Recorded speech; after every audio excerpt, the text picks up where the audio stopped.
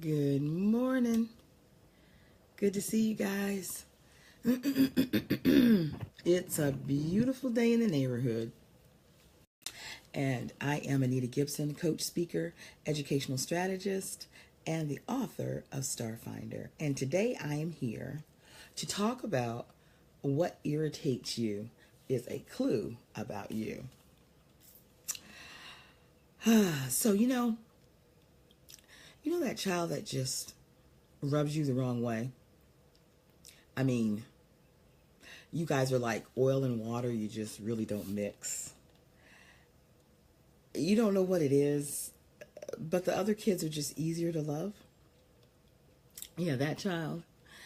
Uh, that child, the one who is always seems like they're getting into stuff and or they're dramatic or they're just like the squeaky wheel. They're the one that seems to need, that child that seems to just need more attention, that child that seems to need a little more correction. Yeah, that child, and you being irritated by them is more about you than it is about them. And I know you're saying, you have got to be kidding. But I have learned that over the years, irritation, frustration are actual gateways that God places in my life in order to help me move to that next place in Him. And so if you're dealing with a child who rubs you the wrong way, there's a reason why that is happening. And if you just take a moment to step back and think about why that child irritates you so much, you will be blessed.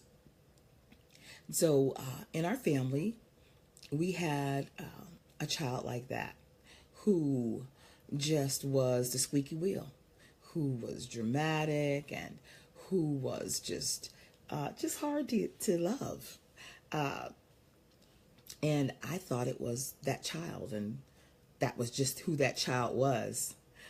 Good morning, Trina. I thought it was just the child, and this child is they're just always getting on my last nerve. The other kids, they were kids and they did things that they shouldn't do. But this one child was the one that was hard to love. And, I wouldn't want to tell anybody that back then because I thought as a mom, it should be easy to love all your kids. But sometimes there can be a child who is just a little harder to love. And it has more to do, I learned, with me than it did with them. Because we didn't think the same way. I didn't understand them. And for me, they were just being dramatic, creating issues. I call them Eeyore because everything for them was, oh, the world's coming to an end. I'll never grow up. I can't get my homework done. Everything was just, oh, the sun's not shining. It's going to be a bad day.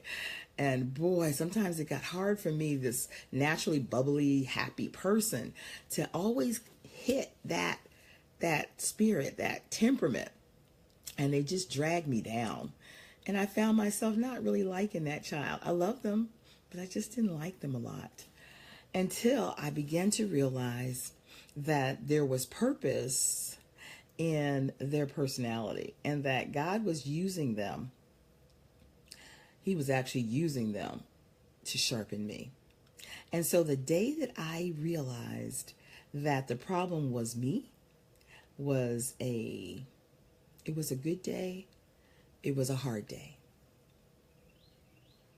It was a hard day because I had to take a look at Anita.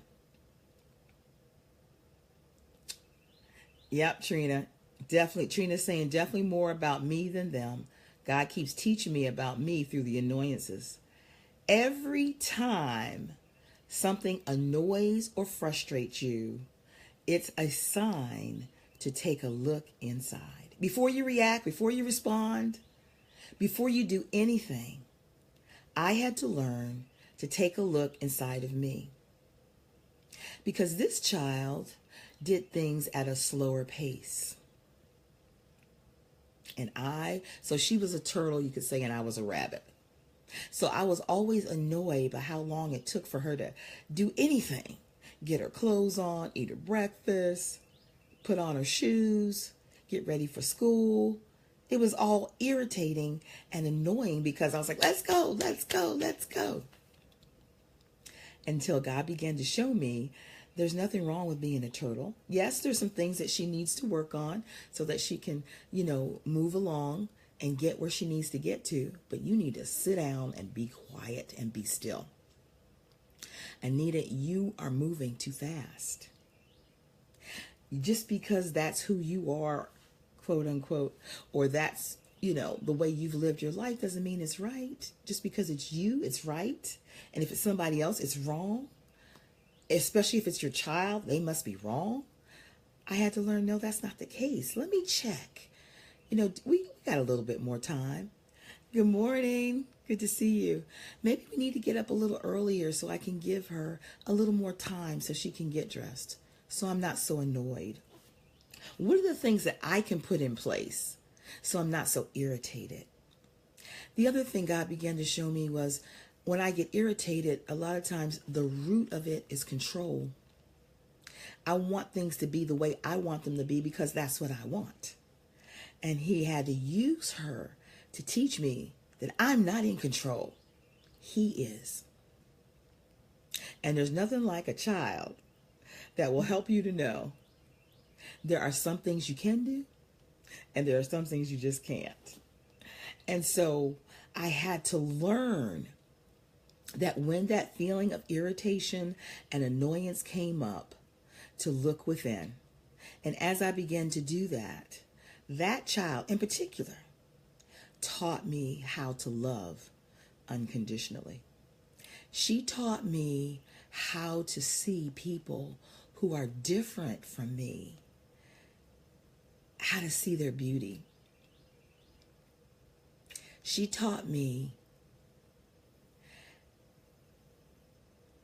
Oh, Trina said, yes, I keep saying the youngest has not read the Ferguson handbook yet.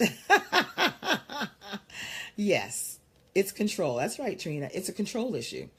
And God has purposely given you that young one because he's coming after that, because that's what he was coming after in me. Because there are things that we're controlling he doesn't want us to control. And the quality of our life will always be diminished when we can't live in a posture of hands open. Okay, God, I planned this, and you tell us to plan, but you changed my plan, and I'm good with that. Thank you, yes. And so, believe it or not, every time you're irritated, every time you're frustrated, is an opportunity for you to take a check. Take a look on the inside and see what's going on with you. Check your motives. Check why is it necessary that has to be done that way right now. Because if there's some flexibility, if there's some wiggle room, then give it.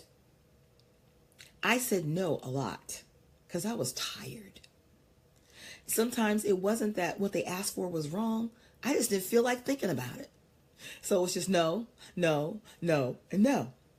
Until one day God said to me, Anita, I want you to say yes to everything you can say yes. That means you're going to have to think about what they're saying. You're going to have to slow down enough, because remember, I'm this rabbit. You're going to have to slow down enough that you can take the time to think about. And if you can't think about it right then when they ask you, then just say, listen, let me think about it and I'll get back to you. And I ended up being able to say yes to a lot more things that just irritated me and bugged me because they weren't what I wanted to think about at the time. And so what that said was, you're not important. What you're talking about doesn't mean anything. What I want is the most important thing. And I had to learn that is not true. And so that child that caused, those irritations for me, I'm not going to tell you that, that I got over it and everything was good. I'm going to tell you that it took many, many years, even as an adult, for me to get it.